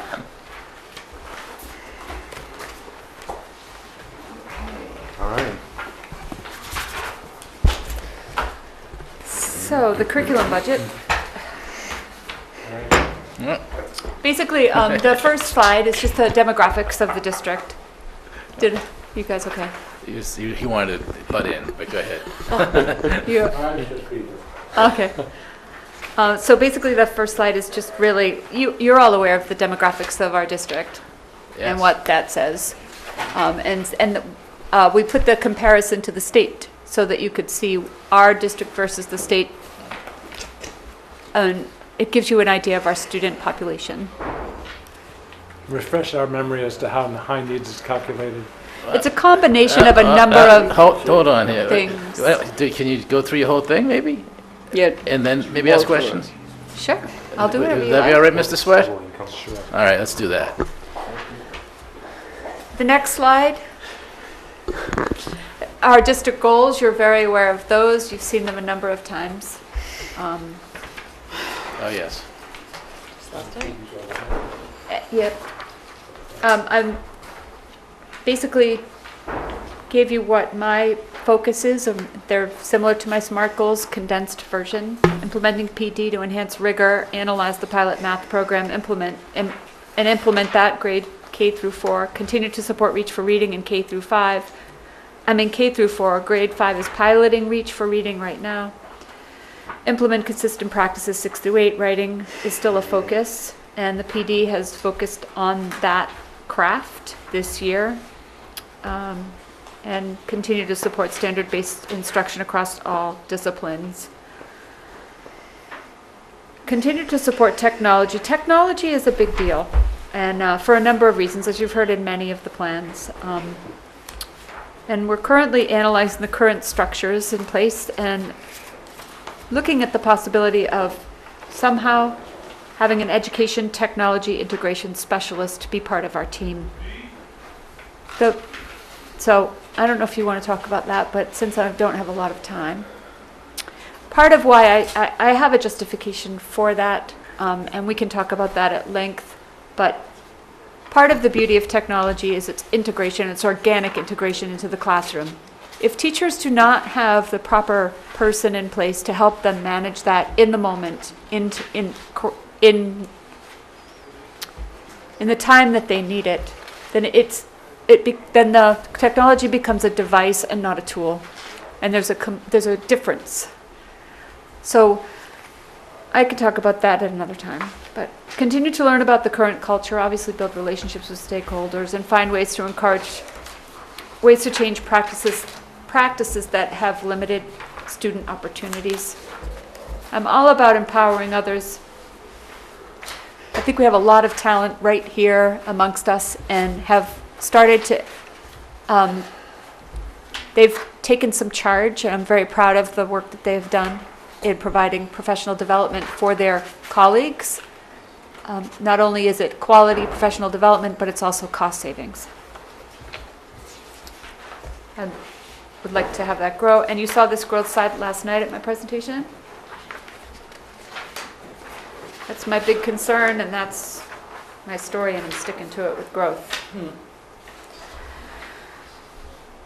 Basically, in order for the Reach for Reading program to continue to 5th grade, or be a continuum of services consistently, 5th grade is piloting it.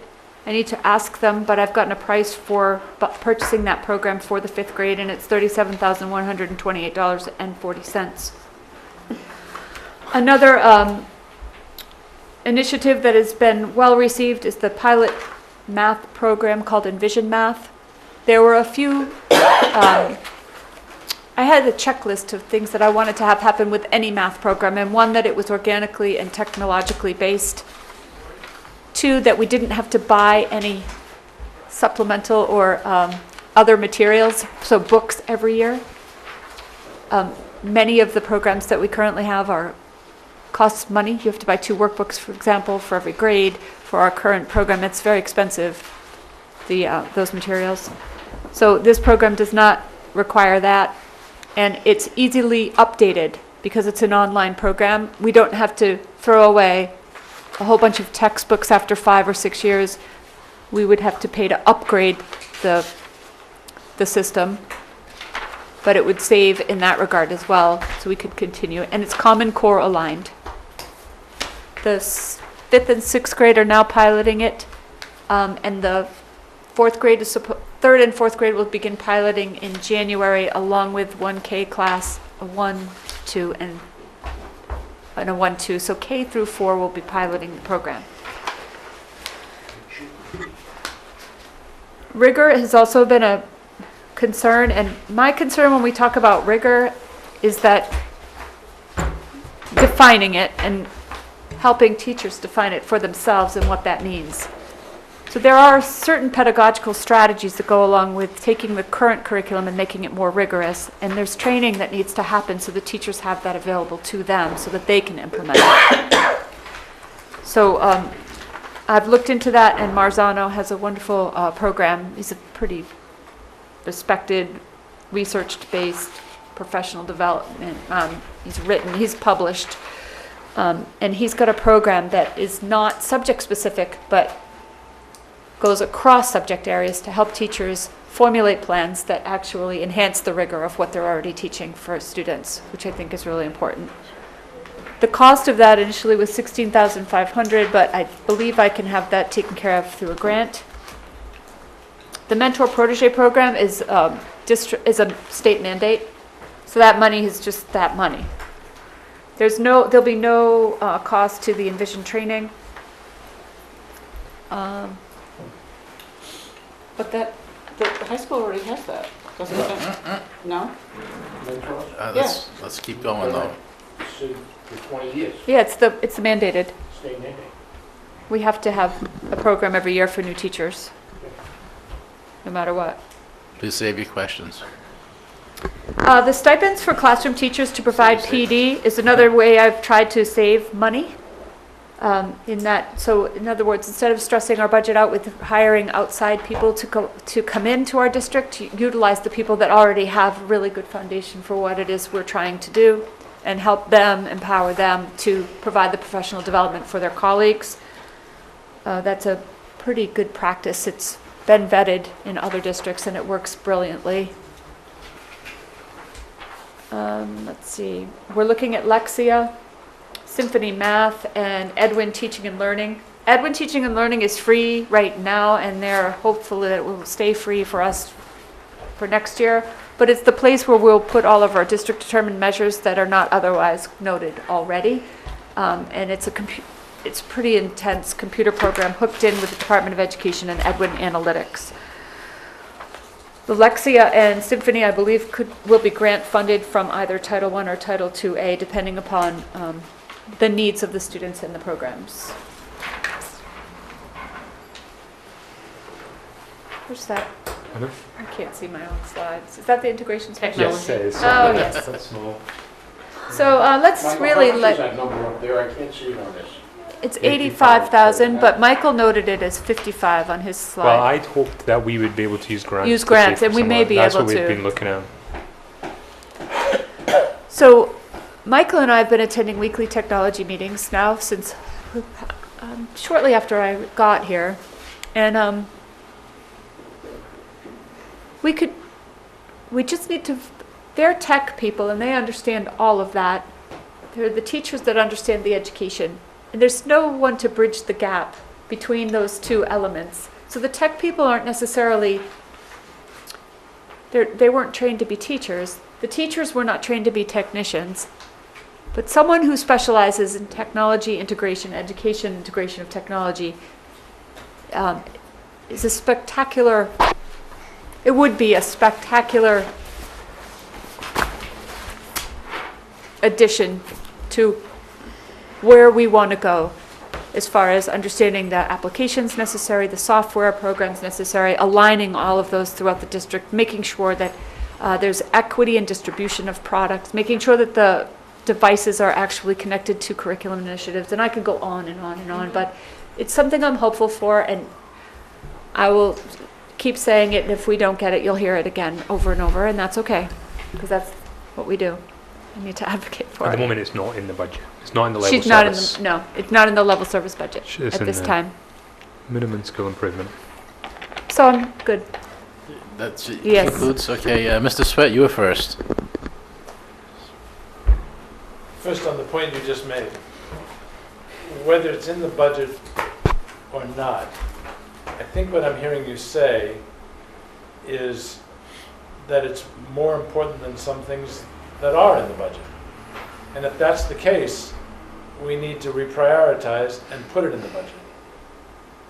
It's just, I'm not advocating for or against it, although candidly, I think you're 100% right. But I don't really, it's really always a question of priorities. Mhm. And if you think, and the superintendent thinks, that it's more important than some of the things that are in the budget, then we need to shift priorities. Is it really true? First, back to my other question. What is the state's definition of high needs? It's a combination of a number of things overall. So if you were to take special education and low income and those, think and it's- then do a percentage, I sort of think a it's anybody that has culmination of 2 or all of more. It's I think it's a weighted percentage even? I think it's How just- complicated can it be? I think it's just it's any student who has 2 Who or has more needs. needs. So if you're low income and special ed, or you're special ed and ELL, anything like that. I see, okay. That's mine. I'll double Yes. check, but I'm pretty sure. So when I see that 61% of our kindergarten students, and this is after they've been with us a short period of time, It's only a percentage of those students, 240, have been with us for a short period of time. You mean the preschool? If they were at preschool? this says 240 kindergarten, these are the ones that are high risk. Oh, okay, yes. I thought you were talking preschool. No. Okay, sorry. So I don't know whether they go into preschool or not. Some of them have. I've actually have that Which data. is interesting data I to have see if it. they are actually performing better as a result of They're having actually gone to- not doing so badly, which I was kind of surprised. Why would you be surprised? I don't know. I just was like, oh, it's good news. I was looking at it. I was like, I would that's say pretty thank cool. God that an investment is actually turning into Well, no, something. I was just happy to have good news when I was looking at it. In any event, 61% of the kids that start our kindergarten program are at some level of risk, either high or moderate, for reading. Correct. So does that mean that the child is expected to be able to read when they show up? Or what does it mean to be at risk for reading? At that age. It means that there are some common practices that they're not quite familiar with Such as of as? yet. Do you know it better than I do? About letter identification, Oh, I initial didn't letter see sound. your That's eye. okay. Sorry. I was She'll, thinking, thank, yeah, she letter knows- ID, letter sound, letter naming. So it doesn't mean they can't read, it's much more It's it's specific than fundamental, that. It's much right. more fundamental than that. pre-readiness skills.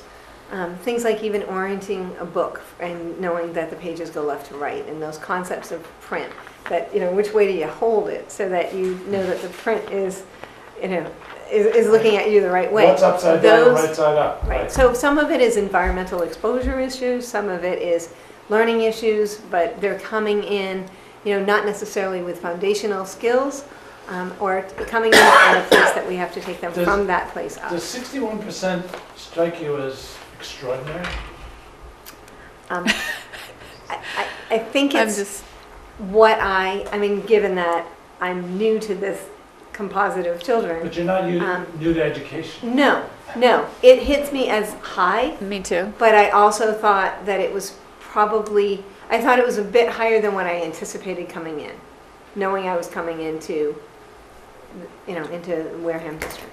Okay. I think that it was the first time we administered the FAST test, so we didn't know what that number was going to be, but based on looking at what I had looked at for MCAS data and things like that, I knew that there would have to be some gaps initially in order for us to end up where we were still with MCAS And data then where it was. the other question, which is so obvious, if the sixth graders are still 45% at risk, we failed them, right? I mean, you shouldn't, this is just to read. I honestly believe we need to wait until the February results, the beginning of February, they're all tested again. And we'll be able to compare these results with the February results and see what's occurred between now, and then we begin to judge. I think that's the best No, way. that's not true. I've put things in place to correct what's seen, which is what's important. You use the data to No, affect you're change. missing my point. I hope to be able to applaud, Well, me too. okay? But that won't change at all the fact that they've been through our system, most of them, and after 5 years of our system, 45% of them are still at risk. Well, this might be the only time that you ever have to see that number ever again, though, and that's the plan. And On that's that one note- data point and a new data point. On that note, I will turn it back to the chair. All right, Well, a lot of people process different ways. Actually, Ms. Whiteside, you had something. No, can you just turn that? No, this is really fun.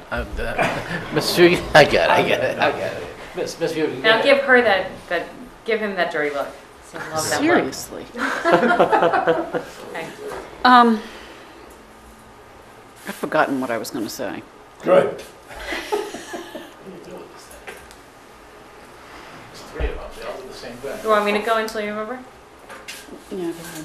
You sure? Yeah. Okay. It's twist the little twit. There's no twisty. Okay, there should be. But it's not. Yeah, it's missing. Of course. There's no stick hanging Well, that's out? better anyway. Thank you. You sure? It doesn't look like it's bothering me less. Move the sun. Just give me a couple hours. Steam Academy project. Very good answer. Yeah. There you go. Did you, Ms. Fugan? So give me a couple hours. So going back to the technology person that you're looking for, that to me also is a priority, only because it goes back to the statement that you made and that we were talking about before, is that we were heavily invested in RTI as a way that we could start moving our students. And the point that you made that that the missing component was the data piece of it to then help create the blueprint on how we're going to move them, or what are the steps to, instead of just saying, all right, we know what the needs are, we're going to throw some people at it and just see what happens. That was the missing piece. The way that I think about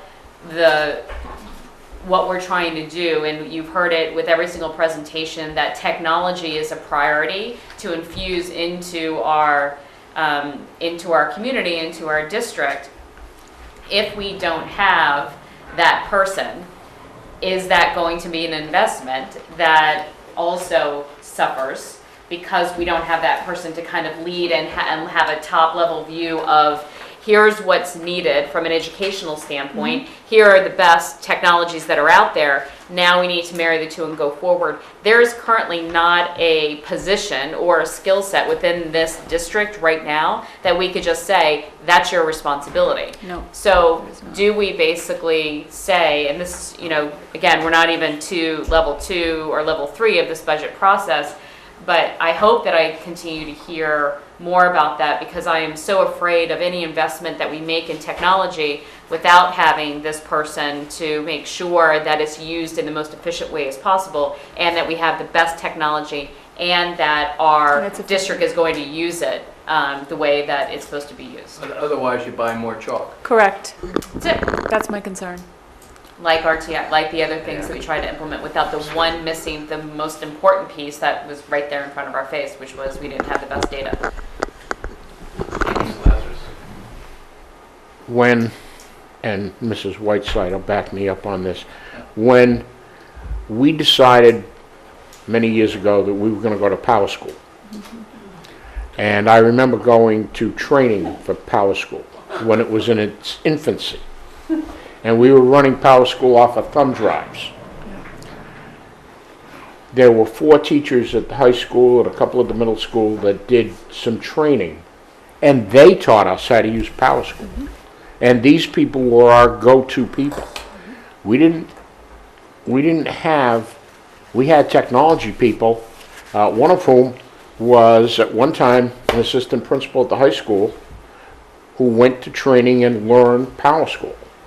Now, my question is, why can't we train some of our people on 1 or 2 day seminars to teach the rest of our people how to use the technology rather than hiring a $50,000 or $60,000 person? Because it's much more complicated than just Power School. It's all the data systems. It's all the assessment systems. It's the park configuration. It's all the applications. It's all of the things that need to happen in order for it to run smoothly is more complicated than just one system. It encompasses the total of the system and how we plan ahead and what grants are available out there. We can't train our people how to do that.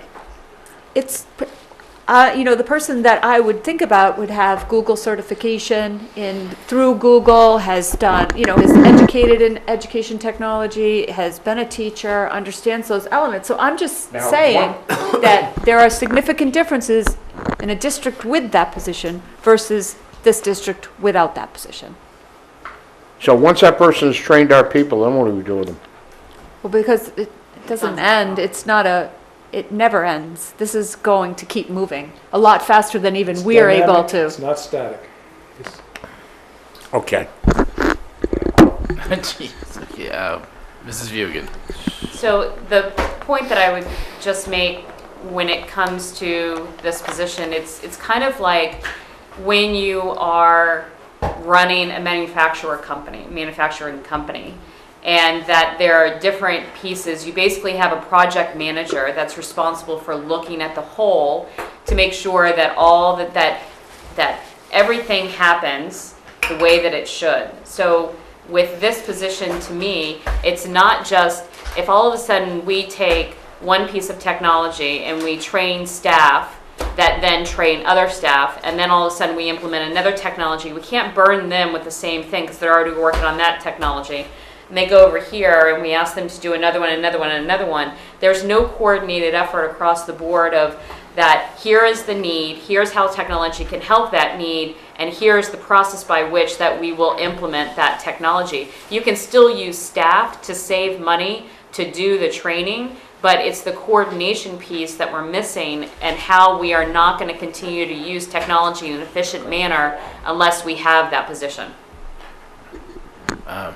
It's just Whiteside. every technology company I think in the world has that. I think I remembered what I was going to say. We had talked about consolidation of efforts and systems. I have no idea why the selectmen and town employees have integrity as our email. It's stupid. What I do know is that a few years ago, somebody thought that buying a system, some computer system, the technology system, was a really good idea. And even though Matt Underhill said, no, this is the worst system in the world, it was purchased. So what I want to make sure that we do is not have, well, let's do this, and then in 2 years, well, here's another system. I'm hoping that you and Derek are in concert about how to grow the technology applications and availability in this town for everybody, because I don't even know how many systems there are, but it's absurd. And absurd to have one So many IT different person. people are involved. Too Yeah. many. No, we have one IT person for the town side, and you've got, so what I'm saying is we all need to be on the same page. No, I agree, and that whole debacle that you're discussing Oh, my God. was done. I mean, if I'll say it, I mean, if the previous town administrator was still here, I mean, there'd probably be charges. You know what I mean? You know what I mean? Now what is it? $200,000 anchor? Mooring you got sitting up there doing nothing? Yeah. So I mean, and that's the, anyway. Yeah, that was a huge mistake. And Right, and I'm saying, so going forward, I don't want to hear about any more mistakes. No, Stuff- when we it comes need to we technology- need to work together. When it comes to technology, I mean, I think I agree. we get it right. We try to leverage the cheapest stuff we can. I mean, Google is cheap. Chromebooks are cheap. Power School we have. It's just a matter of getting it everywhere, and and if people actually using it. I mean, I love Power School, but I really think it's underused at the middle school for communication and a lot of stuff that doesn't come home that should. But anyway, yeah. It's more than just about being cheap too. It goes back to, I think the point that you're making is a coordinated effort when it comes to what is rolled out from a general email system, security system, all of that. This conversation, though, has to do with specifically around educational tools that are going to bring our school system to the level where not most, but the high-performing schools are right now, and Correct. how they're using technology with Correct. programs as well as hardware. But aren't those same systems the same kind of systems that businesses use? Or am I totally off the wall? Well, I don't know. Some are and some aren't, because they're learning tools. It ought to end up with a cheaper cost to educate a student. You do a better job for less money, but you got to make the investment. That's Yep. exactly right. You save money by spending money because of the benefit of what is given as a result in the long run. The connections, the grant potential for those. There's a risk. I mean, It's a little not bit of a risk, I get that, and then risking it, saying it at all. Honestly, which, but, It really comes down to value. right. It may not be technically fewer dollars, but if we get better outcomes, how do you measure the value of those better outcomes? Priceless is one way of putting it. So, gonna move on? Yeah, All right. I'm good. Great, thank you. Thank you. Sorry about that. No.